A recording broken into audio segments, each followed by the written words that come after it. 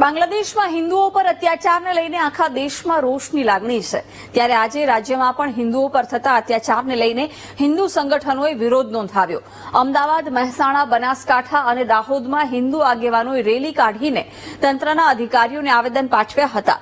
રસ્તાઓ પર મોટી સંખ્યામાં હિન્દુ લોકોએ જોડાઈને હિન્દુ પર અત્યાચાર નહીં સહેગા ભારત દેશના નારા લગાવ્યા હતા।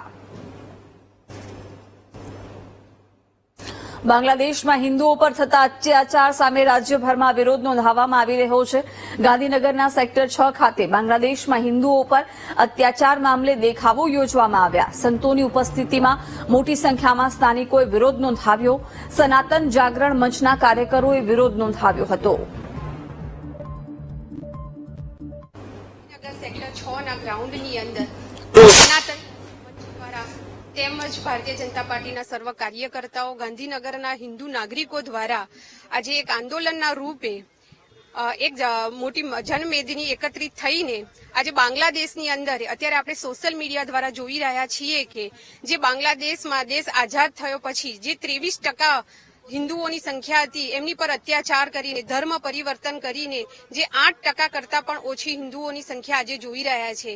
અને અત્યારે જ્યારથી બાંગ્લાદેશની સરકાર ઉતરી છે અને જે વચગાળાની સરકાર આવી છે ત્યારથી હિન્દુઓ પર અત્યાચાર સતત વધતો રહ્યો છે। આજે ગાંધીનગર જિલ્લાની અંદર સનાતન જાગરણ મંચ દ્વારા બાંગ્લાદેશની અંદર જે હિન્દુઓ પર અત્યાચાર થઈ રહ્યા છે તેના વિરોધમાં અહીંયા પ્રદર્શન છે અને કલેક્ટરને આવેદનને નિવેદન આપવાનો અહીંયા કાર્યક્રમ રાખેલ છે અને સમસ્ત હિન્દુ સમાજ આખા ભારતભરની અંદર તમામ જિલ્લા કેન્દ્રો ઉપર આ કાર્યક્રમ થવા જઈ રહ્યો છે।